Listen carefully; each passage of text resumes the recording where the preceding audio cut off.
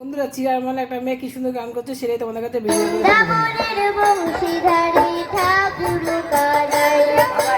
একলা রাতে যমুনাতে জল ভরিতে যাই পেছন থেকে কৃষ্ণ তখন আড়ি আড়ি চাই জল ভরো রাতে ও গোয়ালেছি